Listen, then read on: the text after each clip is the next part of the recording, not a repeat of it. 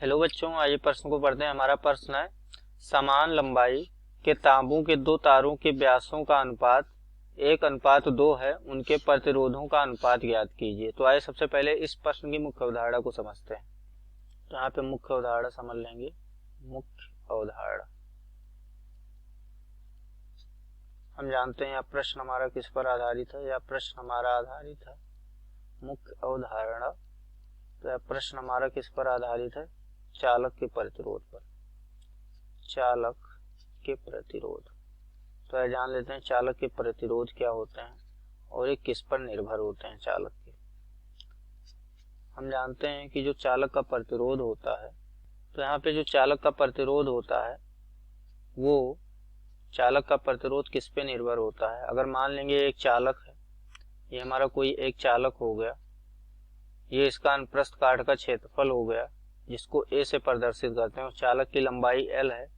तो जो इस चालक का प्रतिरोध होता है वो क्या होता है? वो लंबाई के समानुपाती होता है और अनुप्रस्थ काट के क्षेत्रफल के व्यतकर्मानुपाती होता है। अगर हम इन दोनों को मिला दें तो कुल मिला के हमें ये मिल जाएगा कि लंबाई के समानुपाती और व्यतकर्मानुपाती अनुप्रस्थ काट के क्षेत्रफल के। अगर हम क्या करेंगे, समानुपाती का चिन्ह यहाँ से हटाएंगे तो एक नियतांक लगेगा, उस नियतांक को कहते हैं विशिष्ट प्रतिरोध, उसको रो से प्रदर्शित करते हैं और रो आर बराबर क्या हो जाएगा? रो एल बटा ए।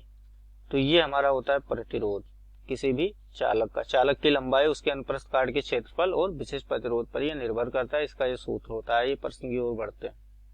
तो हमें प्रश्न में दिया गया है कि समान लंबाई के तांबे के दो तारों का व्यास का अनुपात दिया गया है। मतलब समान लंबाई के तार हैं, उनके व्यास अलग अलग हैं। तो आइए बना लेते हैं। ये हम बनाएंगे, एक तार पतला रहेगा, एक तार हमारा मोटा रहेगा हल्का। तो एक ये चालक हो गया तांबे का तार जिसका अनुप्रस्थ काट का क्षेत्रफल हो गया जो व्यास बताता है। ये बेलनाकार होता है तो इसकी त्रिज्या होगी या इसका व्यास होगा। तो इसकी अगर त्रिज्या को हम मान लेंगे क्या? r1 हो जाएगा और इसकी लंबाई क्या हो जाएगी? वो लंबाई है l। और इसी समान लंबाई का हम एक मोटा तार ले लेंगे और उस मोटे तार का अनुप्रस्थ काट का क्षेत्रफल क्या है? बदल जाएगा। उसके अनुप्रस्थ काट का क्षेत्रफल हमने क्या मान लिया? उसके अनुप्रस्थ काट का जो त्रिज्या है उसको हमने मान लिया कितना? r2। उसको हमने मान लिया है r2 और यह लंबाई क्या है? समान लंबाई का है। लेकिन यहाँ पे देखिए, जब तार का अगर हम क्या बदलेंगे, व्यास या त्रिज्या में परिवर्तन करेंगे तो प्रतिरोध बदल जाएगा। तो इसके लिए अगर प्रतिरोध का सूत्र लिखेंगे तो प्रतिरोध बराबर क्या होता है हमारा? r बराबर होता है रो एल बटे ए। यहाँ से ए का अगर हम सूत्र रखेंगे तो ए क्या है?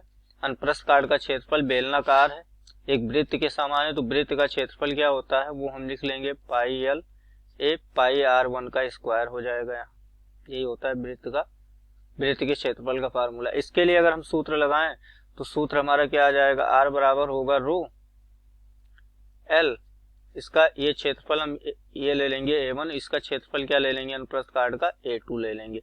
ये जो क्षेत्रफल है, क्योंकि इसका त्रिज्या r1 है r2 है, तो यहाँ पे हम क्या ले लेंगे? a2 ले लेंगे। लंबाई समान है दोनों की, तो ये हमारा r1 हो जाएगा, ये हमारा क्या हो जाएगा? r2 हो जाएगा। क्योंकि अगर हम अनुप्रस्थ काट का क्षेत्रफल बदलेंगे तो त्रिज्याएं भी बदल जाएंगी, तो हम उसको r1 और r2 से हल कर लेंगे। तो यहाँ पे r2 बराबर हो जाएगा रो l और बटे में क्या? a2। तो ये वृत्त है, वृत्त का क्या होगा? पाई r2 का स्क्वायर हो जाएगा, वर्ग हो जाएगा। तो ये दो हमें मिल गया। अब हमें क्या बोला है कि r1 और r2 का अनुपात क्या होगा? तो यहाँ r1 और r2 हम कर देंगे। अब अनुपात निकालने के लिए हम क्या करेंगे? हम जानते हैं अनुपात करने के लिए जो पूछा है r1 और r2 का, तो क्या कर देंगे? r1 बटे r2। अब r1 कितना है हमारा? रो l, नीचे क्या आएगा? पाई r1 का स्क्वायर, ये हो जाएगा। इसके नीचे यहाँ पे आएगा क्या? इसको अगर हम रखेंगे तो इसके नीचे आएगा हमारा पाई रो एल बटे पाई r स्क्वायर। तो इसको हम ऐसे लिख सकते हैं, पाई r2 हमारा ऊपर चला जाएगा, ये वर्ग हो जाएगा, और नीचे क्या आ जाएगा? रो रियल हो जाएगा।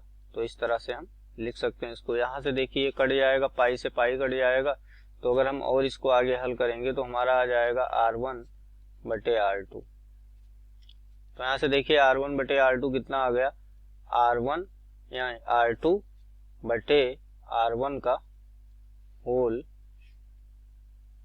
वर्ग आ गया, पूरा वर्ग हम ले लेंगे इस पे, क्योंकि R1 पे भी वर्ग है, R2 पे भी है, तो हमने इसको ब्रैकेट में पूरा वर्ग ले लिया। इसको और आगे अगर हम हल करेंगे तो हमें दिया है कि D1 बटे D2 हमें दे दिया है, दोनों का व्यास, दोनों तारों का व्यास हमें दिया है प्रश्न में, दोनों तारों का व्यास हमें दे दिया गया है D1 बटे D2। कितना दिया है? 1:2, या हम D2 बटे D1 करेंगे, अगर यहाँ से D2 बटे D1 तो ये हो जाएगा 2:1 या 2/1 हो जाएगा। ये हम यहाँ से निकाल सकते हैं 2/1।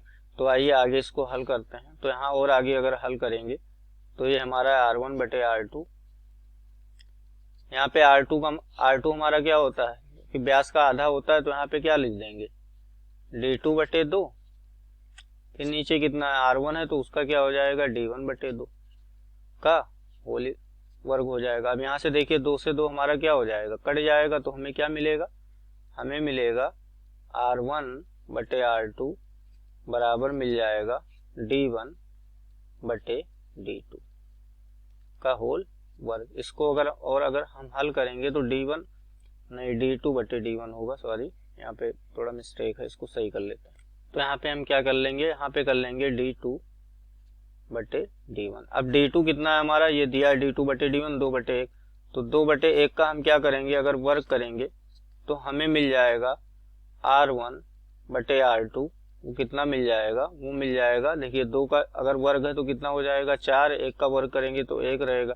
तो यहाँ से कुल मिला के हमें जो R1 और R2 का अनुपात मिलेगा, R1 अनुपात R2 वो किसके बराबर होगा, वो होगा 4:1। इस तरह से हमने हल कर लिया इस प्रश्न को। मैं आशा करता हूँ इस प्रश्न का उत्तर आपको समझ में आया होगा। धन्यवाद।